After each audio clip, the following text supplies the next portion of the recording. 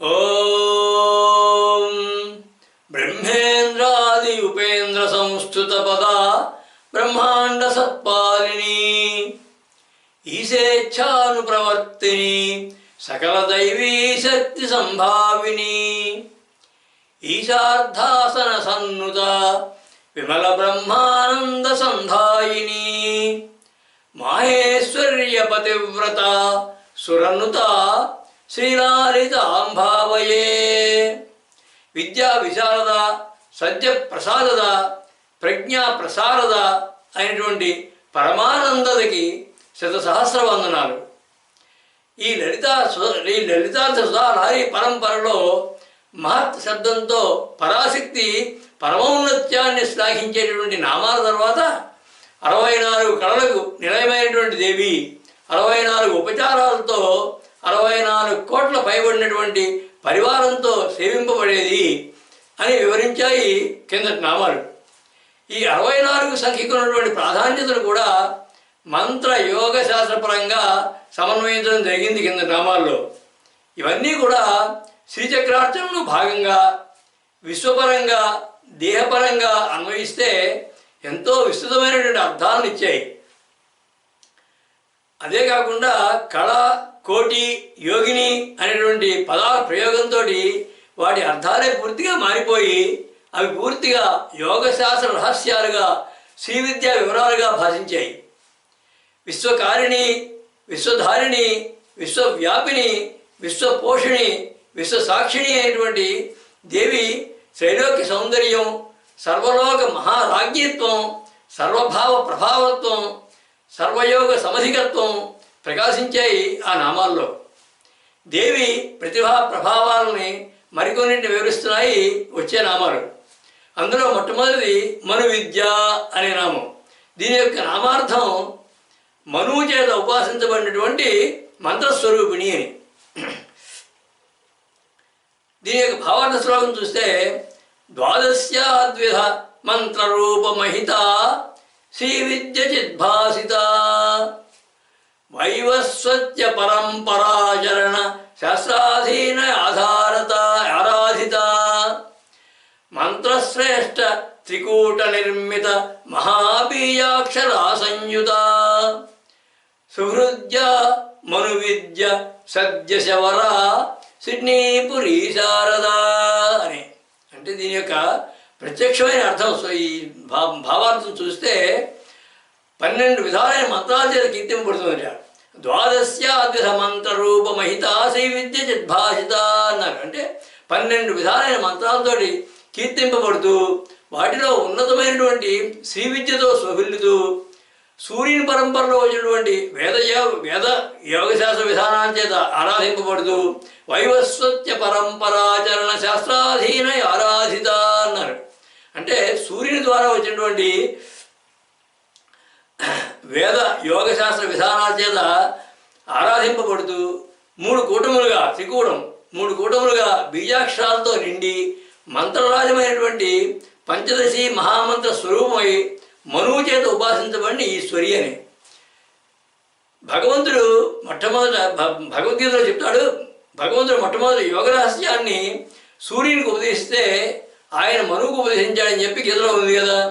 ఇమం వివస్వదే యోగం ప్రోక్తవానమవ్యయం వివస్వాన్ మనవే ప్రాహ మనురిక్ష్వాకవే బ్రవీత్ అంటాడు భగవంతుడు. అంటే ఈ యోగాన్ని మనువు మొట్టమొదటి సూర్యుడికి ఉపదేశించాను నేను. ఆ సూర్యుని తర్వాత వివస్వాన్ మనవే ప్రాహ మనురిక్ష్వాకవే బ్రవీత్. ఆ సూర్యుడు మనువుకు ఉపదేశించాడు, ఆ మనువు ఇక్ష్వాకు ఉపదేశించాడు. దానివల్ల ఈ యోగరహస్యం అంతా కూడా ప్రపంచం అంతా వ్యాప్తమైంది అని చెప్పాడు. ఆ మనువు యోగాన్ని అనుష్ఠించి పంచదశి మంత్రంతో దేవిని ఉపాసించినట్లు శాస్త్రాలు చెప్తున్నాయి. ఆ మనువు ధ్యాన విధానమే మనువిద్య అంటే. దేవి ఆ పంచదశి మంత్ర స్వరూపిణి, మనువిద్యా స్వరూపిణి ఆవిడ. ఈ మనువుతో పాటు 12 మంది ఈ పంచదశి మంత్రాన్ని అనుష్ఠించారు. ఇదివరకు చెప్పుకున్న విషయం. మనశ్చంద్ర కుబేరశ్చ లోపాముద్రశ్చ మన్మథా అగస్త్యగ్ని సూర్యశ్చ ఇంద్రస్కంధ శివస్తవ సదా క్రోధభట్టారకో దేవ్యా ద్వాదశాదౌ ఉపాసకా అని. అంటే మనువు, కుబేరుడు, చంద్రుడు, అగస్త్యుడు, లోపాముద్ర, మన్మథుడు, అగ్ని, ఇంద్రుడు, సూర్యుడు, దూర్వాసుడు, క్రోధపట్టాలు అంటే దూర్వాసుడు, స్కందుడు, శివుడు, ఈ 12 మంది కూడా ఉపాసనా భేదాలను బట్టి దేవిని అర్చించినా కానీ ఉపాసనా భేదాలను బట్టి ఆ విద్యలకు వారి వారి పేర్లు వచ్చాయి. దీనికి మనువు పేరు మీద మను విద్య అని వచ్చింది. అలాగే చంద్రమేమి చంద్ర విద్య అని వచ్చింది. అలాగే లోపాముద్ర పేరు మీద లోపాముద్ర విద్య అని వచ్చింది. ఇక మానసోల్లాసం అనే గ్రంథంలో ఈ 12 మందికి తోడుగా విష్ణువు, బ్రహ్మ, బలరాముడు, దత్తాత్రేయుడు కూడా అదనంగా చేర్చారు ఈ ఉపాసక శ్రేష్ఠుల్లో వారు కూడాను. ఇలా ఎందరో దేవతలు, ఋషిశ్రేష్ఠులు, మహనీయులు దేవిని ధ్యాన విధానంతో ఉపాసించి తరించారు. ఇక కాలమాన శాస్త్రం ప్రకారం చూస్తే 14 మనువులు ఉన్నట్లు వారి పేరున మన్వంతరాలు పిలువబడుతున్నట్లు తెలుస్తుంది. అంటే సంవత్సరాలు, యుగాలు, మహాయుగాలు, మన్వంతరాలు, కల్పం అలాగా ఆ విధంగా కాలమానం ఉంటే ఒక కాలమానాన్ని మన్వంతరం అన్నారు ఆ మనువు పేరు మీద. ఆ 14 మనువులు స్వయంభువుడు, స్వారోచిషుడు, ఉత్తముడు, తామసుడు, రాయిబతుడు, చాక్షుషుడు, వైవస్వతుడు, సూర్యసావర్ణి, దక్షసావర్ణి, బ్రహ్మసావర్ణి, రుద్రసావర్ణి, రౌత్యుడు, భౌత్యుడు అనేటువంటి మనువులు 14 మంది వీళ్ళు. ఇందులో ఈ 14 మందిలోనూ 7వ మనువు ప్రస్తుతం నడిచేది వైవస్వత మన్వంతరం. ఈ వైవస్వత మనువు యొక్క మన్వంతరం ఇప్పుడు నడుస్తుంది. ఈ మనువుల గురించి, ఈ వైవస్వత మనువుల గురించి శాస్త్రం ఇలా చెప్తోంది.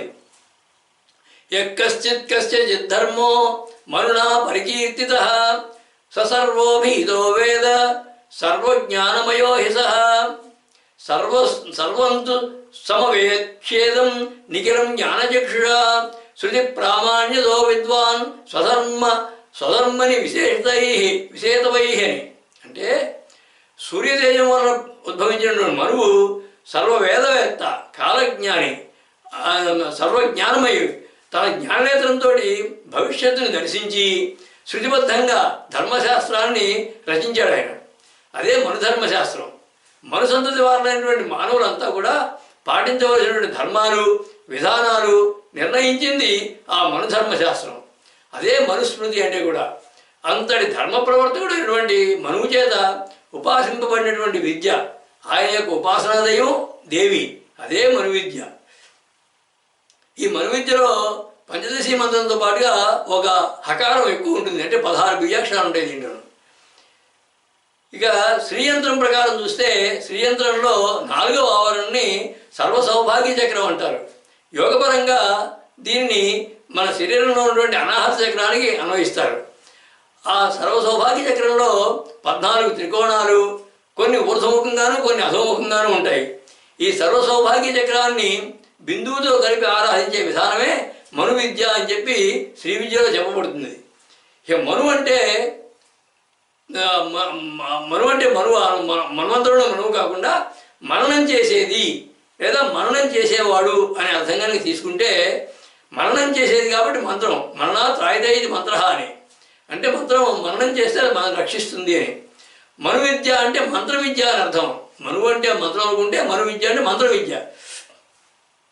ఈ మంత్ర విద్య అంటే ఎలాగా అంటే సత్యం జ్ఞానమనంతం బ్రహ్మ ఇలాంటి వేదవాక్యాలన్నింటినీ కూడా మననం చేస్తూ అనుభూతిని చేసుకొని ప్రజ్ఞానంగా మలుచుకునే విద్య మను విద్య అంటారు.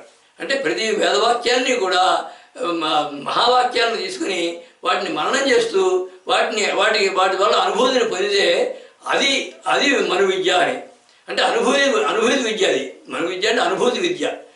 అలాగే ప్రాణ మన చక్షువుల్ని ఏకీకృతం చేయడం వల్ల కలిగేది మంత్రధ్యాన విద్య అంటారు. అది నాదబీజ మంత్రాత్మకం అయితే అదే మను విద్య. ఇక ప్రాణపరావర్తనం అయితే అదే యోగ విద్య. ఇక ఆత్మపరావర్తనం అయితే అదే ధ్యాన విద్య, అదే తురీయమైనది. ఇక మంత్రశాస్త్రంలో సంఖ్యాపరంగా చూస్తే మను అనే అక్షరాలు 5, 5, 5, 3 5 15కి సంకేతం. మా అనేది 5కి, నా అనేది ఇంకొక 5కి, ఊ అనేది ఇంకొక 5కి సంకేతం. అంటే ఇది పంచదశాక్షి విద్య. ఇది అదే శ్రీ విద్య. శ్రీ అంటే ఆత్మ పరమాత్మ అని అర్థాలు. ఆత్మ పరమాత్మల లయమే కలయికే శ్రీ అంటే.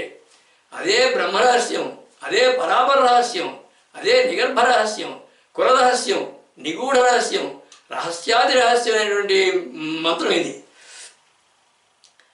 ఇక శ్రీచక్ర నవావరణ పూజలో నాలుగు యాగాలు ఉన్నాయని చెప్పుకున్నాం కదా. 4 యోగాలు 4 యాగాలు. చతుర్యాగం అంటే బహిర్యాగం, అంతర్యాగం, రహోయాగం, మహాయాగం అని చెప్పి ఈ 4 యాగాల్లోనూ నవావరణ పూజ చేయగలగడమే మను విద్య అంటే.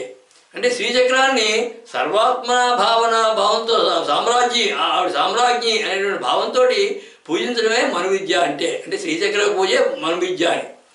ఇక రహోయాగంలో ఇది బహిర్యాగం. రహోయాగంలోకి వస్తే మను అంటే ప్రాణం అని భావించాలి. ప్రాణంతో ఇంద్రియ సమూహం అంటే జ్ఞానేంద్రియాలు, కర్మేంద్రియాలు, తన్మాత్రలు చైతన్యం అవుతుంది అవన్నీ ప్రాణం వల్ల. అంటే ఆ ఇంద్రియ సమూహమే పంచదశి, అదే 15. జ్ఞానేంద్రియాలు 5, కర్మేంద్రియాలు 5, తన్మాత్రలు 5, ఈ 15 కలిపి పంచదశి. అది మాయా పంచదశి. అంటే ఇది కూడా మన విద్యలో భాగమే. పంచదశి అంటే ఇది కూడా మన విద్యలో భాగమే, కానీ ఇది మాయా పంచదశి. ఎందుకంటే నామరూపాలతో ఉన్నటువంటి సృష్టి విషయాలన్నీ కూడా మాయలో అంతర్భాగాలే కనుక ఇవన్నీ కూడా మాయకు సంబంధించినవే కనుక ఇది మాయా పంచదశి. అలాగే ఇందులో మాయలో ఉన్నాం కాబట్టి మనం ఈ మాయ నుంచే బ్రహ్మాన్ని చేరుకోవాలి. మాయ ద్వారానే మాయగా ఉన్న జీవి మాయలో ప్రయాణం చేస్తూ బ్రహ్మముఖంగా బ్రహ్మాన్ని చేరాల్సిందే, కానీ మాయను ఏవగించుకున్నా వదిలించుకుందామన్నా అది వదలదు, వదిలించుకోలేము కూడా. కాబట్టి అది మాయా పంచదశి.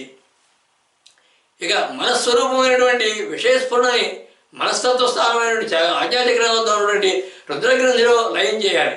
అప్పుడు అలా మంత్రం కానీ యోగం కానీ ధ్యానంతో కానీ ఆ మంత్రనాదాన్ని ఆజ్ఞాచక్రంలో ఉన్నటువంటి రుద్రగ్రంథిలో లయం చేయడమే, అక్కడ ఉన్నటువంటి ఆత్మజ్యోతిని దర్శించడమే అసలైన మనువిద్య.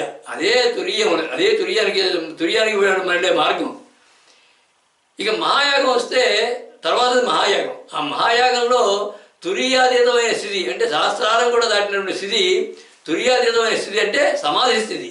ఆ సమాధి స్థితిలో సర్వము లయం చేయడమే మను విద్య అంటే. ఇలాగా ప్రతి యాగంలోనూ బహిర్యాగంలో, అంతర్యాగంలో, రహోయాగంలో, మహాయాగంలో కూడా ఈ మను విద్య యొక్క ప్రభావం విశేషం తెలుసుకోవచ్చును. ఆ మను విద్యా స్వరూపిణియే పరమేశ్వరి.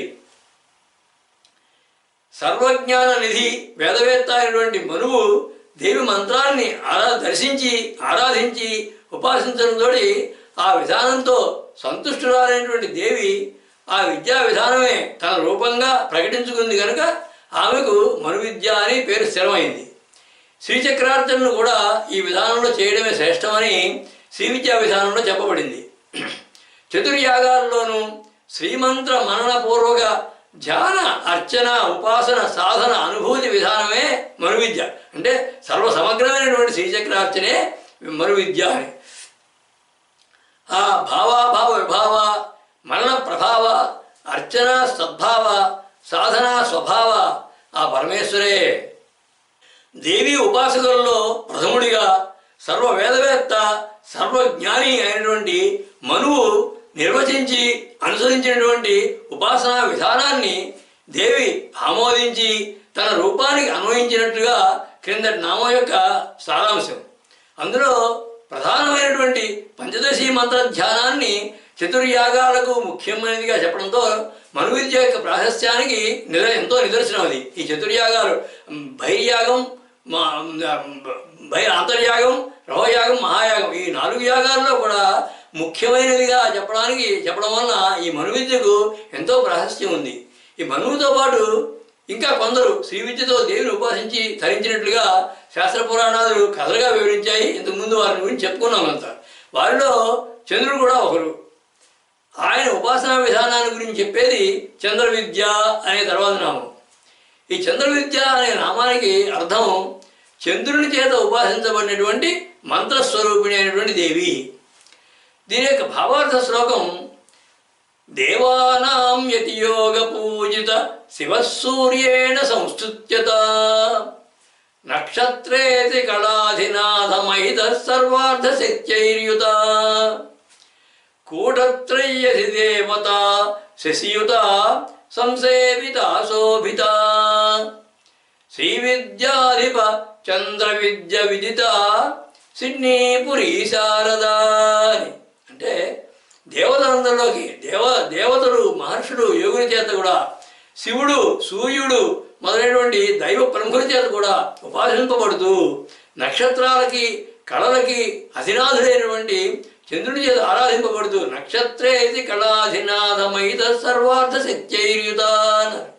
అంటే నక్షత్రాలకి కళ్ళకి అధినాథుడు, అందరికీ నాథుడైనటువంటి చంద్రుడి చేత ఆరాధించబడుతూ, 3 కూటములతో కూడినటువంటి మంత్రానికి హైదేవతగా, శ్రీ విద్యా స్వరూపంగా, చంద్రుని శిరస్సున దాల్చి శోభిల్లేటటువంటి చంద్ర విద్య అనే పేరు గల ఈశ్వరి అని.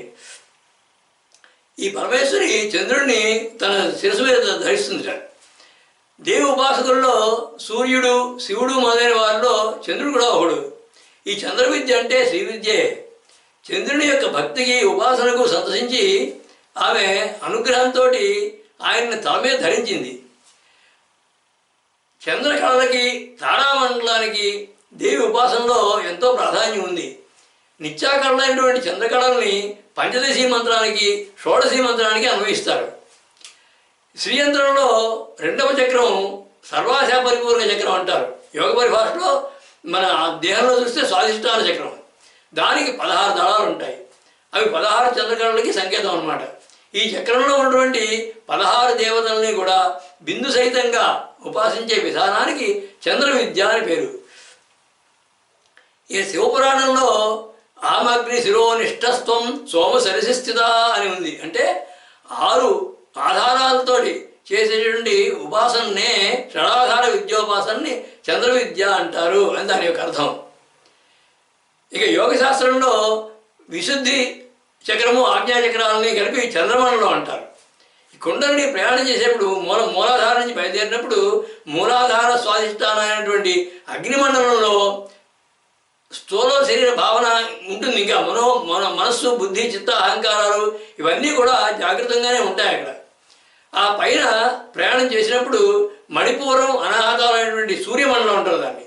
ఆ సూర్యమండలానికి వచ్చినప్పుడు మనస్సు లయమైపోయి, మనస్సు బుద్ధితో కలిసిపోతుంది. కలిసిపోయి బుద్ధి, చిత్త, అహంకారాలు మాత్రం మిగులుతాయి అక్కడ. ఈ కులమార్గంలోనే, ఎంత కులమార్గం అంటారు దీన్ని, ఈ కులమార్గంలోనే విశుద్ధి ఆజ్ఞాచక్రాల మధ్యలో లంబిక ఒక చక్రం ఉంటుంది. విశుద్ధి, లంబిక, ఆజ్ఞాచక్రాల చంద్రమండలం వద్దకు వచ్చేసరికి సుషుప్త్యావస్థ వస్తుంది. వచ్చి ఆ సుషుప్త్యావస్థలో చిత్తము, అహంకారము కూడా, మనస్సు బుద్ధి కూడా లయమైపోయి చిత్తము, అహంకారము బ్రహ్మము వైపు వెళ్ళడానికి చేసే ప్రయత్నమే అదే చంద్ర విద్య అంటే. ఆ పైన అకుల మార్గం, ఆజ్ఞాచక్రం నుంచి మిగతా అంతా అకుల మార్గం, సహస్రారం వరకు కూడా దాన్ని కూడా చంద్రమండలమే అంటారు. ఆ పైనటువంటి సహస్రారము, ద్వాదశాంతము, బ్రహ్మశీర్షము, ఇలా 3 చక్రాలు ఉన్నాయి. ఇంకా ఆ 3 చక్రాల్లో కూడా ఆత్మ బ్రహ్మమైపోతుంది, ఆత్మ బ్రహ్మలో లీనమైపోతుంది. అంటే శివశక్తులు ఏకమైపోయి అమృతత్వ సిద్ధి పొందుతుంది అక్కడ. అలా చంద్ర విద్య అంటే అమృతత్వ సిద్ధి విద్య అని రహస్యమైన అర్థం. ఈ విద్యలో పంచదశి మంత్రంతో పాటుగా ఇంకా కొన్ని బీజాక్షరాలు ఎక్కువ ఉంటాయి. 18 బీజాక్షరాలు ఉన్నాయి ఇందులో. ఈ చంద్ర విద్య అనే మంత్రంలో ఆజ్ఞాచక్రం నుంచి సహస్రారం వరకు పిలువబడేటువంటి చంద్రమండలంలో కుండలిని ప్రయాణించి చివరికి శివశక్తుల ఐక్యంతో అమృతత్వాన్ని పొందడానికి కారణమైంది చంద్ర విద్య. అదే సిద్ధ విద్య అంటారండి. సిద్ధ విద్య అనే ఒక నామం కూడా వస్తుంది దేవి తర్వాత. యోగపరమైనటువంటి రహస్య విద్య ఇది. 16 కళలతో కూడినటువంటి చంద్రుడు దేవిని ఆరాధించి తన కళలకు నిత్యత్వం, శాశ్వతత్వం ప్రసాదించమని అర్థించడం, దానికి ఆమె సంతోషించి దేవి ఆ కళలను తన రూపాలుగా, కళాధినాథుడైనటువంటి చంద్రుడిని శిరస్సును అలంకరించుకున్న పురాణగాథ దేవి యొక్క భక్త పరాయణత్వానికి ప్రతీక. ఆ చంద్రుని ఆరాధనా విధానాన్ని ఆమోదించి తన రూపంగా అనుగ్రహించడం ఈ చంద్ర విద్య అనే నామం యొక్క అంతరార్థం. దీనివల్ల దేవి యొక్క క్షిప్ర ప్రసాదిత్వం, అనన్య సామాన్య కరుణా కటాక్ష విలాసం ఈ నామంలోని పరమార్థం. కరుణా రసార్ద్ర, విలాసేంద్ర, విజ్ఞాన చంద్ర, ఆనంద సాంద్ర ఆ పరమేశ్వరే. చంద్రుడు ఆరాధించినటువంటి ఉపాసనా విధానానికి సంతోషించి దేవి ఆ విద్యను తన రూపంగా స్వీకరించింది అని చెప్పింది చంద్ర విద్య అనే కింద నామం. యోగశాస్త్రం దృష్టిలో చూసినా సరే చంద్రకళలకి దేహంలో ఉన్నటువంటి కులమార్గంలో ఉన్న చంద్రమండల చక్రాల్లో ప్రయాణించే కుండలిని చివరకు పొందే అమృతత్వ సిద్ధికి కారణం ఈ చంద్ర విద్య అని, అందుకే దీనిని సిద్ధ విద్య, అమృత విద్య అని యోగశాస్త్రం గుర్తించిందని తెలిస్తే దీని యొక్క ప్రాముఖ్యత మరింత బాగా అర్థమవుతుంది. చంద్రుడంటే బహిరంగంగా ఆకాశంలో నిత్యం కనిపించేటటువంటి చంద్రుడు కాదని, ఆ పదం వెనుక ఎంతో నిగూఢమైన భావాలు నిక్షిప్తమై ఉన్నాయని అంటోంది చంద్రమండల మధ్యగా అనేటువంటి తర్వాత నామం. ఈ చంద్రమండల మధ్యగా అనే నామానికి బాహ్యమైన అర్థం చూస్తే చంద్రమండల మధ్యంలో ఉండేది అంటే లేదా ఆ మధ్యలో చరించేది అని అర్థం. దీని యొక్క భావార్థ శ్లోకం అగ్నిస్సోమ గుణాత్మకాన్విత తథా విశ్వం సమాధిష్ఠితాన్ పౌర్ణమ్యాస్య సహస్రకర్ణిక వరసీతాంశు శోభాననా ఈశశక్తి సమాగమేతి కుశల సంస్థాన మధ్యస్థితే చంద్రన్మండల మధ్యగా సురనుత సిడ్నీపురి శారదా అని. అంటే దీని యొక్క భావార్థం చూస్తే అగ్ని సోమ గుణాలు, అగ్ని చంద్రగుణాలతో కూడిన విశ్వంలో అధిష్ఠించి అగ్ని సోమ గుణాత్మకాన్విత తథా విశ్వం సమాధిష్ఠితాన్ అన్నారు. అంటే అగ్ని సోమ అంటే చంద్రుడు, అగ్ని చంద్రగుణాలతో కూడిన విశ్వంలో అధిష్ఠించి దేహంలో పూర్ణ చంద్రకాంతులతో నిండినటువంటి సహస్రార పద్మం వద్ద చంద్రకాంతితో శోభిల్లుతూ శివశక్తుల యొక్క ఐక్యస్థానంగా ఉండి సుస్థిరంగా ఉంటూ చంద్రమండలం మధ్యలో ఉన్నదని పేరుగాంచినటువంటి ఈశ్వరి. ఈశశక్తి సమాగమేతి కుశల సంస్థాన మధ్యస్థితే అన్నారు. అంటే శివశక్తుల యొక్క సమాగమ స్థానంలో ఉన్నటువంటి సహస్రారంలో సుస్థిరంగా ఉండి చంద్రమండలం మధ్యలో ఉన్నది అనే పేరుగాంచినటువంటి ఈశ్వరి. యోగశాస్త్రంలో విశుద్ధ ఆజ్ఞాచక్రాల స్థానం చంద్రస్థానం. అది అంటే అక్కడి నుంచి సహస్రారం వరకు కూడా ఆ పైన బిందు స్థానం అనేటువంటి ద్వాదశాంతం వరకు కూడా చంద్రమండలం అని పిలుస్తారు. కానీ ఆ బిందు స్థానాన్నే చంద్రస్థానం, సుధాసింధువు, కులపద్మం, మానస సరోవరం అని ఇలా ఎన్నో పేర్లతో పిలుస్తారు యోగశాస్త్రంలో. అది చంద్ర అగ్నిశక్తుల సంధిస్థానం కూడాను. అందుకే అగ్నిస్సోమ గుణాత్మకాన్విత అన్నారు శ్లోకంలో. అంటే ఆ చంద్రమండల మధ్యంలో చరించేది దేవి అని అర్థం. ఇక శ్రీయంత్రానికి చంద్రమండలం అనే పేరులో ఉంది. ఆ శ్రీయంత్రం మధ్యలో ఉన్నటువంటి బిందువు దేవి యొక్క చిహ్నమే కనుక చంద్రమండల మధ్యగా అంటే శ్రీచక్రంలో ఉన్నటువంటి బిందువు అని శ్రీచక్రంలో ఉన్నటువంటి భావం అది. ఇక యోగశాస్త్రపరంగా చూస్తే మూలాధారం అగ్నిమండలం, అది సూర్యస్వరూపం. సహస్రారం చంద్రమండలం. కుండలిని మూలాధారం నుంచి సహస్రారం వరకు చేరడమే అంటే శివశక్తుల యొక్క సంయోగమే సూర్యచంద్రుల సమాగమం. ఆ రెండు కలవడం, సూర్యుడు చంద్రుడు కలవడం అనమాట. ఆ సహస్రారం చేరినటువంటి శక్తి చంద్రమండల మధ్యగా అనబడుతుంది. అందుకే భౌతికంగా సూర్యచంద్రులు ఇద్దరు కూడా ఈ రెండు గ్రహాలు కూడా ఒకే రేఖపై ఉన్నటువంటి అమావాస్య నాడు శివశక్తి సంయోగపూర్వకమైనటువంటి తంత్ర మంత్ర సాధనకు అనువైన సమయం అని తంత్రశాస్త్రం చెబుతోంది. అందుకే తంత్రశాస్త్రంలో ఉన్నటువంటి మంత్రాలని అనుష్ఠించడానికి అమావాస్య దినం ఎంతో శక్తివంతమైనది అని చెప్పి తంత్రశాస్త్రం యొక్క ఉద్దేశం.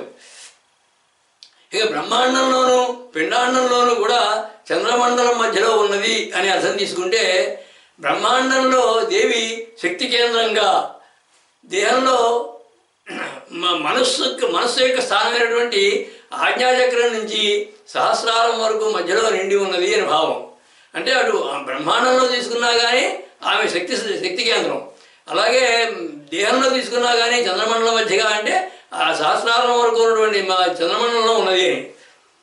ఇక శివపురాణంలో శివుడు పార్వతితో ఇలా అంటాడు, అహమగ్ని శిరోనిష్టస్త్వం సోమ శిరస్థిత అగ్నిష్టోమాత్మకం విశ్వం ఆవాఖ్యాం సమధిష్ఠితం అంటాడు. అంటే నేను అగ్ని యొక్క శిరములో ఉంటాను, నీవు చంద్రుని యొక్క శిరవలో ఉండుము. అగ్ని సోమాత్మకమైన విశ్వం అగ్ని చంద్రుని యొక్క విశ్వం మన వలన ఉద్ధరించబడుతుంది అంటే మనం దాన్ని పరిపాలిస్తూ ఉంటాము అని. అదే చంద్రమండల మధ్యగా అన్నదాని వెనుక ఉన్నటువంటి పురాణ గాథ. శ్రీచక్రపరంగా శ్రీచక్రంలోని బిందువుని చంద్రబిందువు లేదా సోమబిందువు అంటారు. ఈ శ్రీచక్రంలో ఉండే ఆవరణను కూడా మండలం అని వ్యవహరిస్తారు. ఇందులో ఉన్న 9 ఆవరణని కూడా మండలం అని వ్యవహరిస్తారు. మొత్తం అంతా శ్రీచక్ర మండలం అంతా మండలం చంద్రమండలం అయితే అందులో మధ్య ఉన్న బిందువు అదే అమృత బిందువు, అదే శక్తి స్వరూపిణి, అదే చంద్రమండల మధ్యగా అంటే అదే.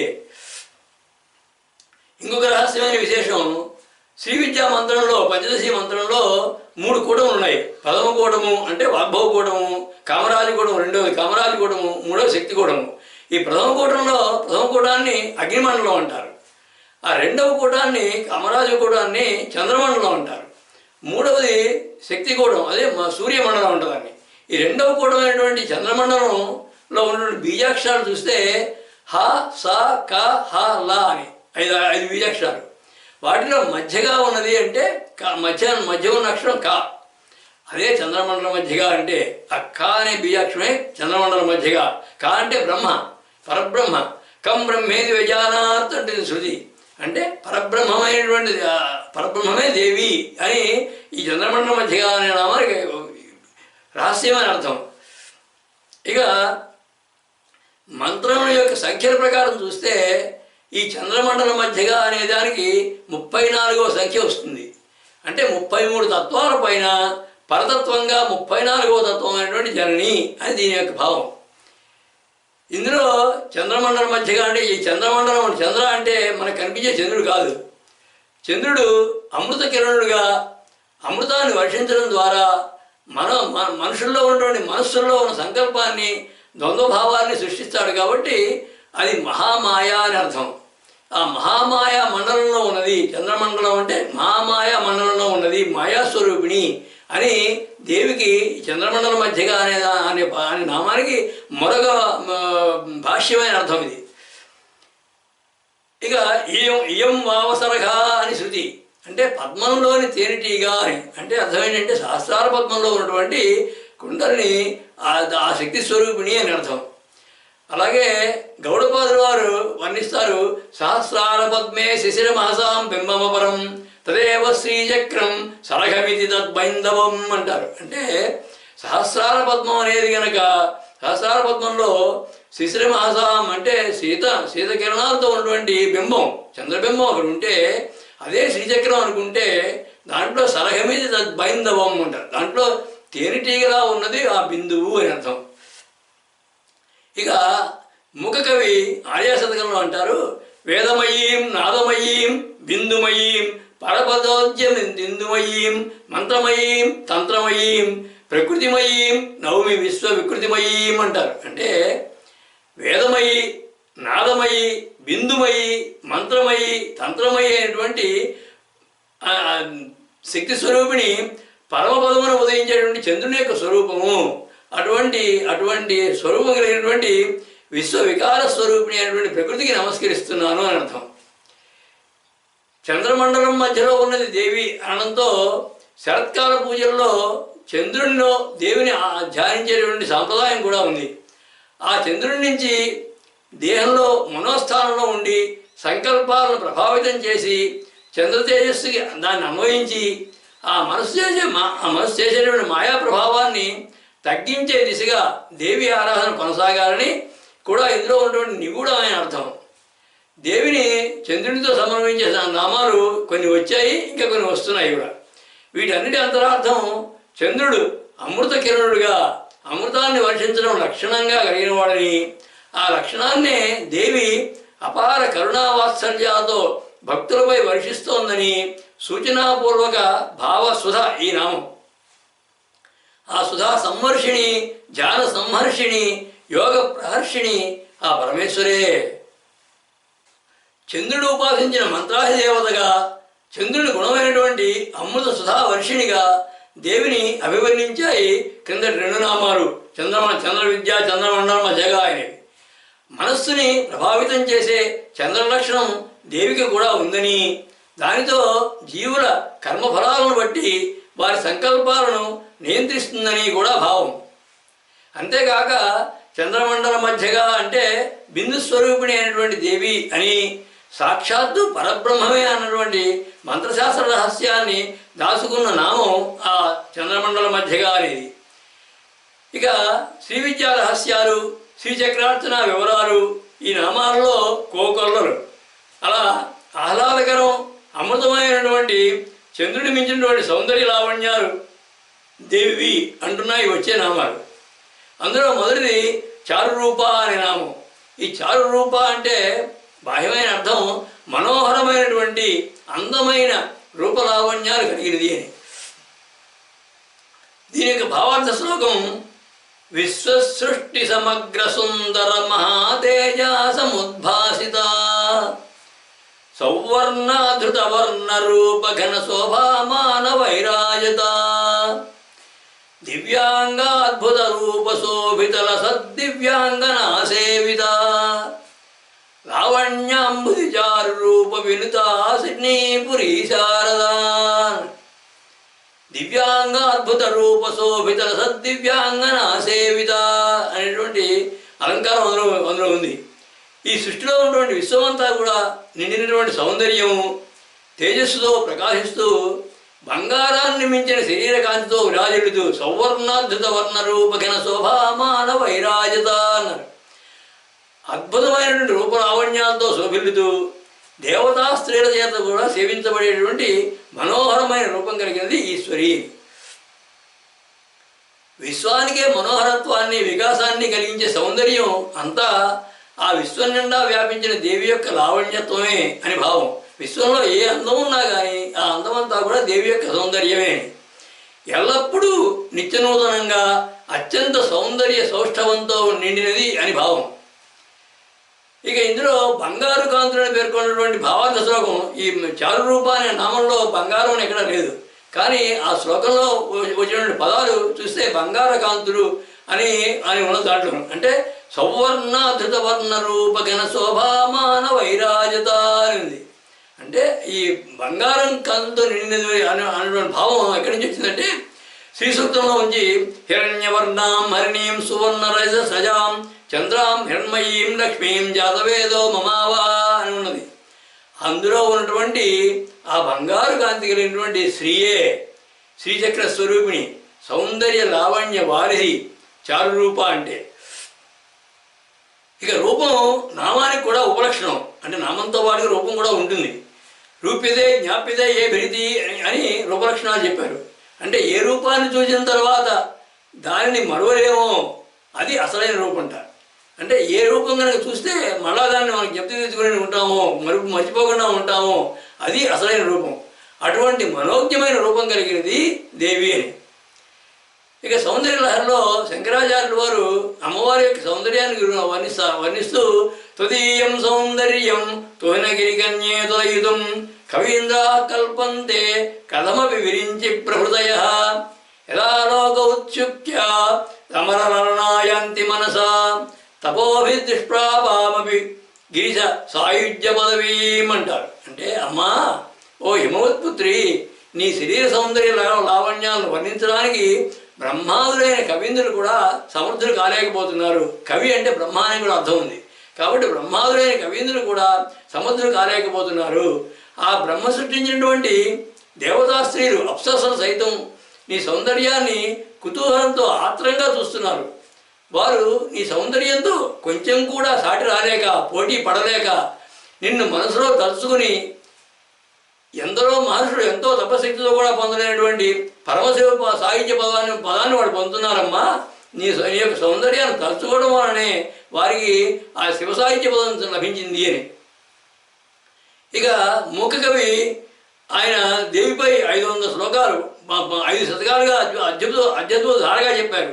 దాంట్లో ఆర్యా శతకంలో కాంచీపుర కామాక్షి దేవిని వర్ణిస్తారు ఇలా: అనాద్యంతా కాచిత్ సుజన నయనానంద జననీ నిరుంధానాకాంతిం నిజరుచి విలాసైర్జలముదాం స్మరానేస్తారళ్యం మనసి జనయంతి స్వయమహో గలత్కంపా శంపా పరిరసతి కంపా పరిసరే అంటారు. అంటే అంటే ఆద్యంతములు లేనిది, సజ్జనులకు నయనానంద కారణమైనది, మేఘాల కాంతిని మించిన కాంతి కలిగినది, శివుని మనసుకు సైతం చంచలత్వాన్ని కలిగించేటటువంటి సౌందర్య రాశి అయినటువంటి ఒక మెరుపు తీగ, శంప కంపా శంప పరిలసది అంటారు కదా, సౌందర్య రాశి అయినటువంటి ఒక మెరుపు తీగ కంపా నదీ తీరంలో స్వయంగా ప్రకాశిస్తోంది అంటే కంచి కామాక్షి అని అర్థం.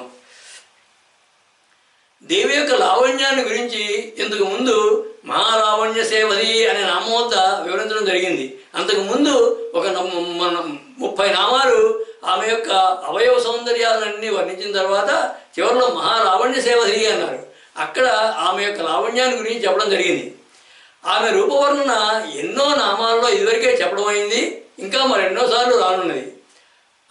ఆ నేపథ్యంలో చూస్తే ఈ చారురూప అనే నామానికి ప్రత్యేకత దేవి యొక్క విశ్వ మనోహరత్వాన్ని చెప్పడం.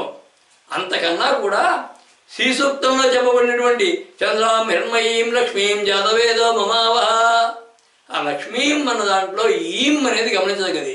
ఆ ఈం అనేది బీజాక్షరం. అంటే పరమ పవిత్రమైనటువంటి సౌందర్య తత్వాన్ని ఒక చిన్న నామంలో పొందుపరిచి శ్రీసూక్తం యొక్క మంత్రరహస్యాలన్నీ కూడా ఈ యొక్క నామంలో పెట్టబడింది. అది ఇందులో ఉన్న విశేషం. అతిలోక సౌందర్య, అద్భుత వాక్ మాధుర్య, అసమాన ప్రజ్ఞాధుర్య ఆ పరమేశ్వరే.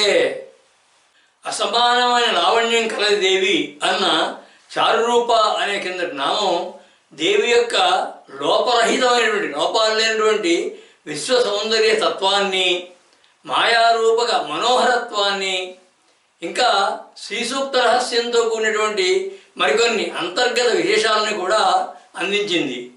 ఇంతకుముందు ఎన్నోసార్లు వర్ణించినటువంటి దేవి రూప సౌందర్యాన్ని మళ్ళీ చెప్పడంలో ఏముందో అనే సందేహంతో పరిశోధిస్తే ఎన్నో అంశాలు తడుక్కుమని మెరుస్తాయి. అలా ఆసక్తితో సంసక్తితో వెతుక్కోమనే ఈ నామాల యొక్క స్రష్టల యొక్క ఉద్దేశం కూడాను. మనోహరమైనటువంటి రూపానికి, లావణ్యానికి తోడైనది ఆ అందాలను మరింత ఇనుమడింపజేసేటటువంటిది దేవి యొక్క చిరునవ్వు. దాని గురించి చెబుతాం తర్వాత. చారుహాస అనే నామం. ఈ చారుహాస అంటే మనోహరమైన మందహాసం కలిగినది, మనోహరమైన చిరునవ్వు కలిగినది అని అర్థం.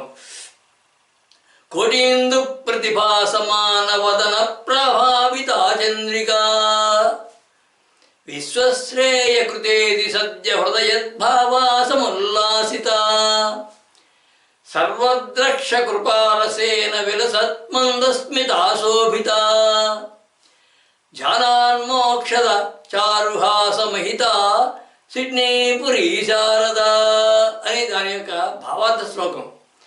దీని యొక్క అర్థం చూస్తే కోటీందు ప్రతిభా సమాన వదన ప్రభావిత చంద్రిక అన్నారంటే కోటి చంద్రుడు కాంతితో ప్రకాశించేటువంటి ముఖం నుంచి కురిసే చల్లని వెన్నెలతో విశ్వాలన్నిటికీ కూడా క్షేమాన్ని, శుభాల్ని కలిగించే చల్లని భావాలతో నిండిన హృదయంతో, అంటే విశ్వశ్రేయ కృతేతి సద్య హృదయద్భావాసముల్లాసిత అన్నారు.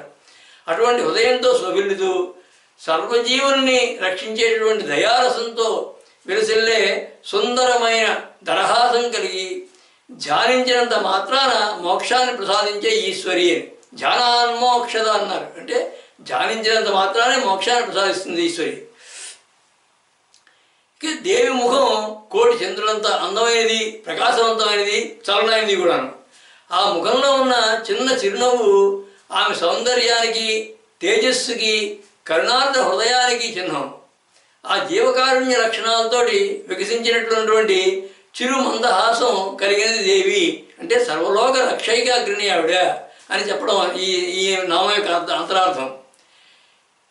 ఇక శాస్త్రం ఏం చెబుతుందంటే తవైవ మంద స్మితి బిందురిందు ఉంటుంది తంత్రశాస్త్రం. అంటే అమ్మా నీ చిరునవ్వు బిందువే చంద్రబింబం అని అర్థం. అంటే చంద్రబింబం నుంచి చిరునవ్వు వచ్చిందని కాకుండా నీ చిరునవ్వు యొక్క బిందువే అదే చంద్రబింబం అని తంత్రశాస్త్రం ఈ విధంగా చెబుతుంది. ఇక ఇంతకు ముందు మందస్మిత ప్రభాపూర మధ్య కామేశ మానస అనే నామం ఇదివరకు వచ్చింది ఒకసారి, 28, 27 నామం అది. అందులో దేవి యొక్క చిరుహాస ఫలాన్ని కూడా చెప్పింది. ఆ ఫలం ఏంటంటే కామేశ్వరుని యొక్క మనస్సు దేవి యొక్క చిరునవ్వు కాంతులతో మునకలు వేస్తోంది అని. ఇక శంకరాచార్యుల వారు త్రిశతి భాష్యం రాస్తూ దుఃఖాస్పర్శ పరమానంద రూపతయా అన్నారు. అంటే దేవి యొక్క మందస్మితం దుఃఖం స్పర్శ లేనిది, అంటే దుఃఖం కలిగించదు, ఎప్పుడు పరమానందకారకమైనది అనే అర్థం. ఇక మూకకవి ఒక శతకం 100 శ్లోకాలని దేవి యొక్క మందస్మితం మీదే రాశారు ఆయన. అంటే ఆయన మందస్మితంలో దేవి దరహాసాన్ని ఒక శ్లోకంలో సరస్వతీ దేవితో పోలుస్తారు. ఇలా అంటారు, ఎలాగంటే వ్యాపారం చతురాననైక విహృతౌ వ్యాకుర్వతి కుర్వతి రుద్రాక్షగ్రహణం కరేణ సతతం వాగూర్మి కల్లోలిత ఉత్ఫుల్లం ధవళారవిందమధరీకృత్య స్ఫురంతి సదా శ్రీకామాక్షి సరస్వతి విజయతే త్వన్మందహాస ప్రభా అంటారు. అంటే ఓ కామాక్షిదేవి, ఆయన ఈ మూకకవి ఈ 500 పద్యాలు కూడా కామాక్షిదేవి మీద రాస్తారు. దాంట్లో చివరిది మందస్మిత శతకం. ఆ మందస్మిత శతకంలో అంటున్నారు ఈయన సరస్వతీదేవితో పోలుస్తారు ఆయన. ఓ కామాక్షిదేవి, సరస్వతీదేవి చతురాననములతో అంటే 4 ముఖాలతో, అంటే బ్రహ్మ ముఖాల్లో వేరిస్తుంది అని అర్థం. 4 ముఖాల్లో వేరిస్తుంది అంటే బ్రహ్మ యొక్క ముఖంలో వేరిస్తుంది. నీ చిరునవ్వు చతురమైన ఆననములు, అంటే చతురమైన ముఖములు కలిగిన వారు ఎవరు? విద్వాంసుల్లో విహరిస్తుంది. సరస్వతీదేవులు ఎప్పుడూ కూడా రుద్రాక్ష ధరిస్తున్నావు చేతుల్లో. నీవు నీ చిరునవ్వులు కాంతులతో శివుని కన్నుల్ని, అంటే రుద్రాక్షల్ని ఆకర్షిస్తావు. రుద్రాక్షల్ని నీ చిరునవ్వు ఆకర్షిస్తుంది, ఆమె రుద్రాక్షలను ధరిస్తుంది. అలాగే సరస్వతి మాటల తరంగాలు కలది, వాగ్వైభవ అంటారు కదా, వాక్కుర్వది వాగుర్మి కల్లోలిత అంటారు. అంటే సరస్వతీదేవి మాటల యొక్క తరంగాలు కలిగినది. నీ చిరునవ్వు కూడా మాటల తరంగాలే. సరస్వతి వికసించినటువంటి తెల్లని కమలమందు ఆసీనురాలై ఉంటుంది ఆవిడ. నీ చిరునవ్వు వికసించిన తెల్లని కమలాన్ని అలంకరిస్తుంది, అంటే తిరస్కరిస్తుంది. అంత నీ చిరునవ్వు అంతకంటే కూడా తెల్లగా, అంతకంటే మనోహరంగా ఉంటుంది. కనుక నీ చిరునవ్వు సరస్వతే అనడంలో సందేహం లేదు. ఆ చిరునవ్వు కాంతి స్వచ్ఛంగా, సరస్వతిగా, ఆకర్షణీయంగా, సర్వోత్కర్షంగా వర్ధిల్లుతున్నది అంటారు మూకకవి ఆయన యొక్క మందస్మితంలో. ఈ నామంలో, ఈ భావార్థ శ్లోకంలోనూ ఒక నిక్షిప్తంగా, ఒక నిగూఢంగా ఒక మంత్రం ఉంది. అదే చారుహాస అనే మంత్రం.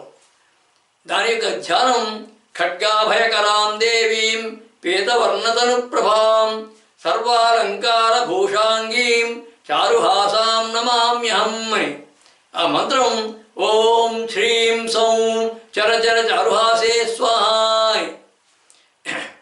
చిరునవ్వు హృదయ నైర్మల్యానికి, కరుణానురాగాలకి, ప్రేమ వాత్సల్యాలకి చిహ్నాలని సాముద్రిక శాస్త్రం చెబుతుంది. అంటే నిర్మలమైన హృదయానికి, దయ, అనురాగం, ప్రేమ ఉన్నదానికి, అలాగే వాత్సల్యం ఉండడానికి కూడా ఆ చిరునవ్వు చిన్న ఉంటుంది.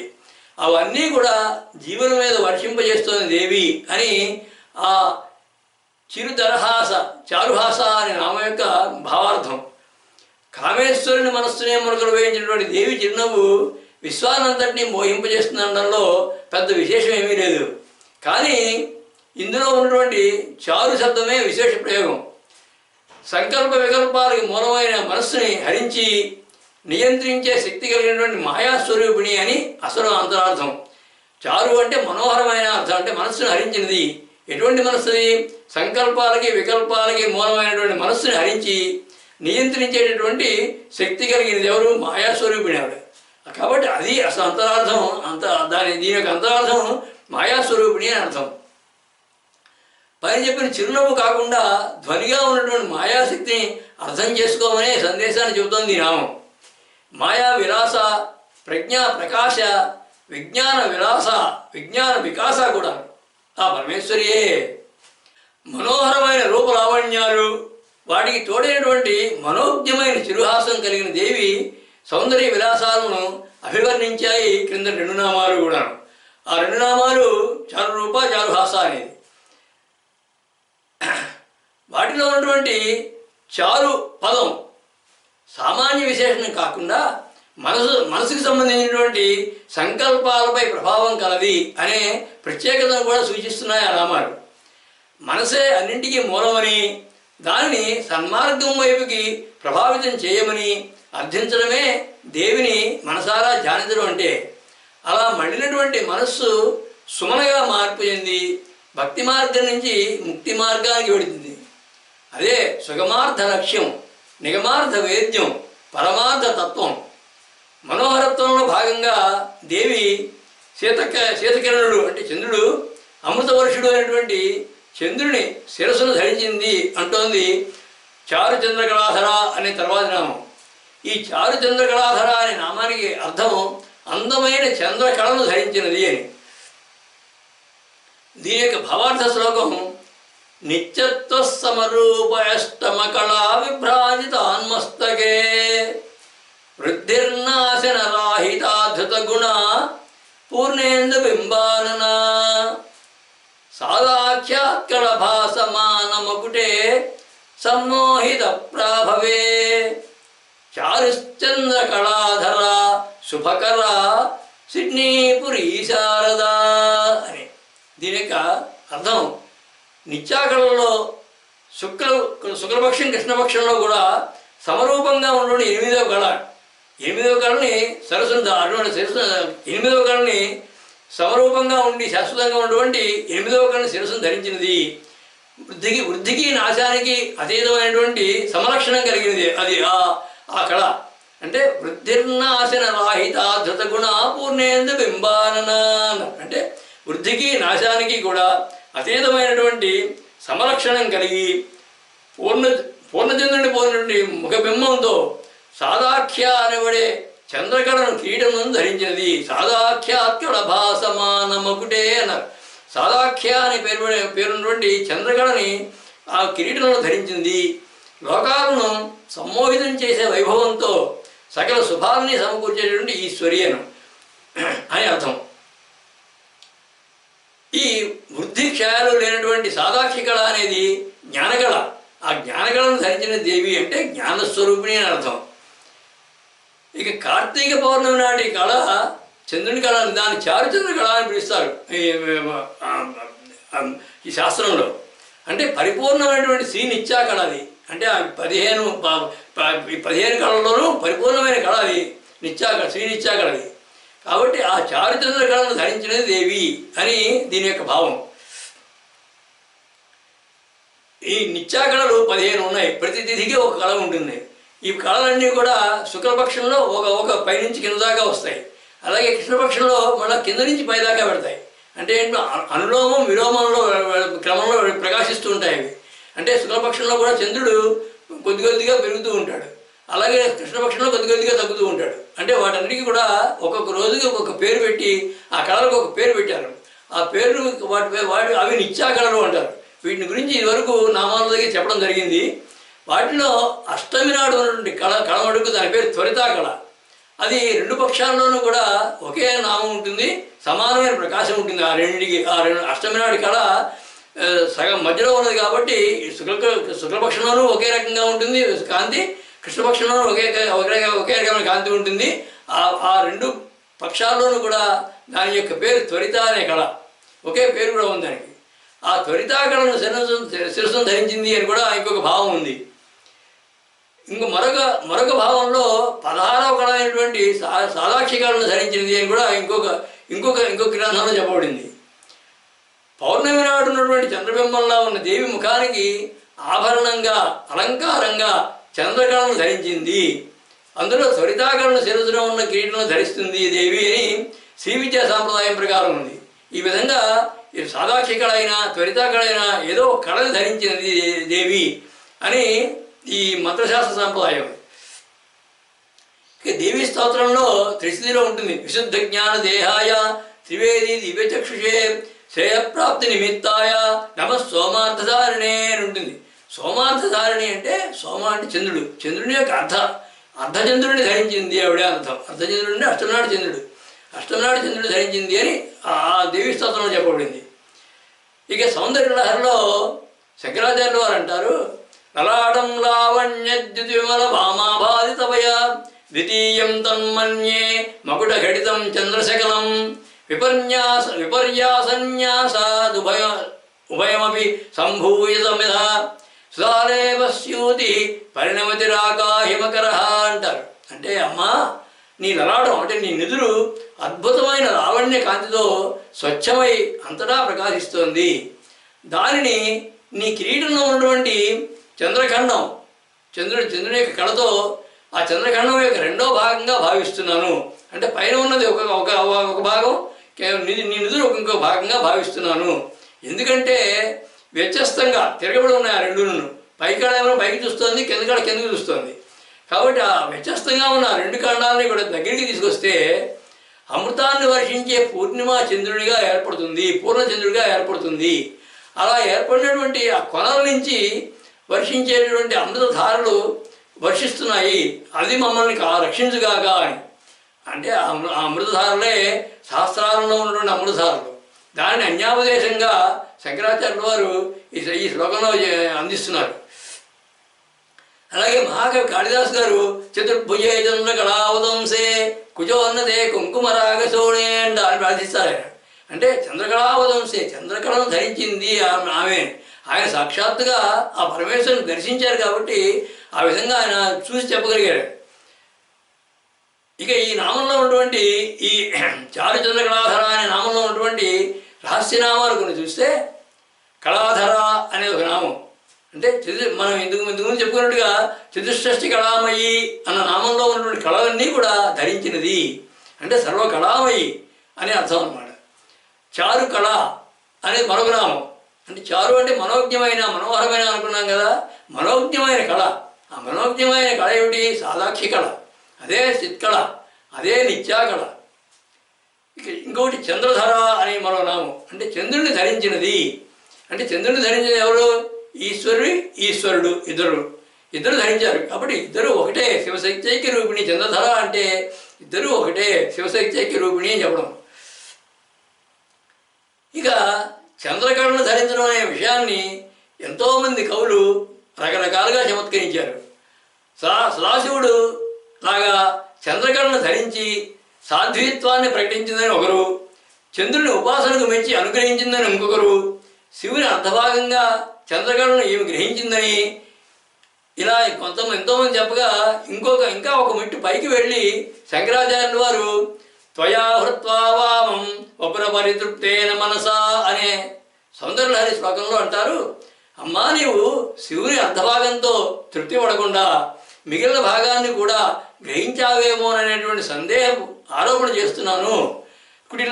అందులో కుటిల శక్తి చూడాలనుకోవడం అంటారు. అంటే ఈ చంద్రశేఖరత్వాన్ని నువ్వు చంద్రుడిని ధరించావు, నువ్వు చంద్రుడి యొక్క చంద్రరేఖను ధరించావు. అంటే మా తండ్రి ఈశ్వరుని యొక్క చంద్రరేఖను నీవు అపహరించావు అనేటువంటి సందేహం నాకు కలుగుతోందమ్మా అని ఆమె యొక్క చంద్రశేఖరత్వాన్ని ఎత్తి చూపుతారు ఆయన. ఇలా ఎన్నో భావాలు కవులకి ఏం కొద్దువా దీన్ని కీర్తించడానికి, దేవుని కీర్తించాలంటే ఎన్నైనా కీర్తిస్తారు.